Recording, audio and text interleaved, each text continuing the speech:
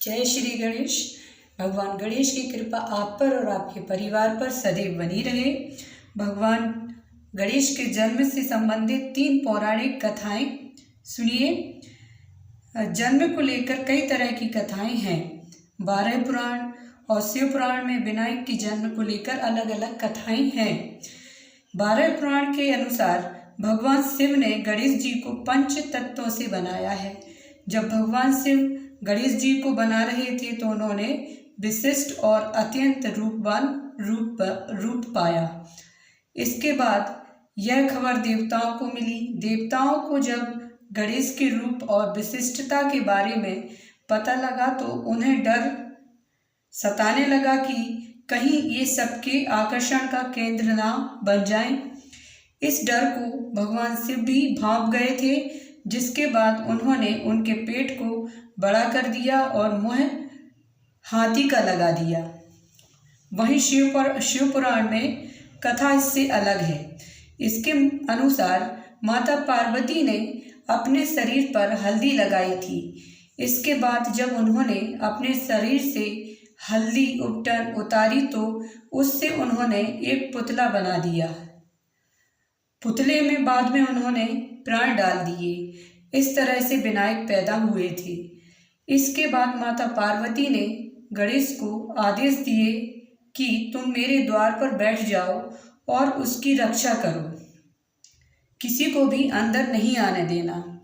कुछ समय बाद शिव जी पधारे तो उन्होंने कहा कि मुझे पार्वती से मिलना है।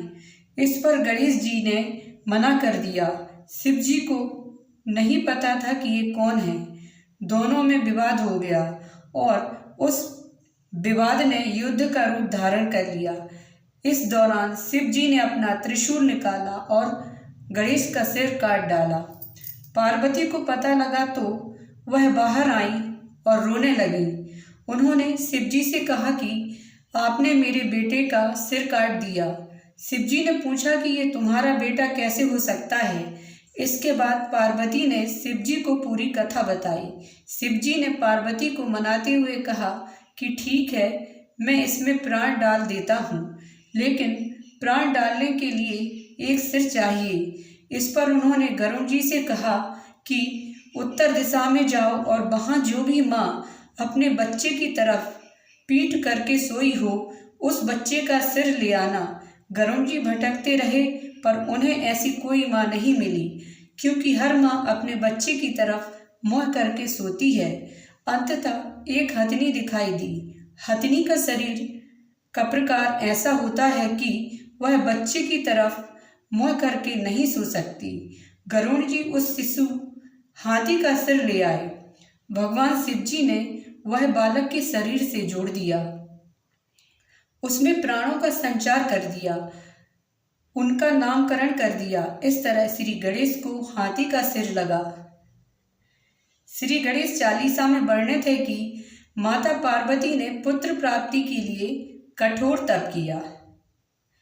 इस तप से प्रसन्न होकर स्वयं श्री गणेश ब्राह्मण का रूप धर के पहुँचे और उन्हें यह वरदान दिया कि माँ आपको बिना गर्भ धारण किए ही दिव्य और बुद्धिमान पुत्र की प्राप्ति होगी। ऐसा कहकर वे अंतर्ध्यान हो गए और पालने में बालक के रूप में आ गए। चारों लोक में हर्ष छा गया। भगवान शिव और पार्वती ने विशाल उत्सव रखा। हर तरफ से देवी देवता, सुर, गंधर्व और ऋषि मुनि देखने आने लगे। शनि महाराज भी देखने आए। माता पार्वती ने उनसे बालक को चलकर देखने और आशीष का आग्रह किया। शनि महाराज अपनी दृष्टि की वजह से बच्चे को देखने से बच रहे थे।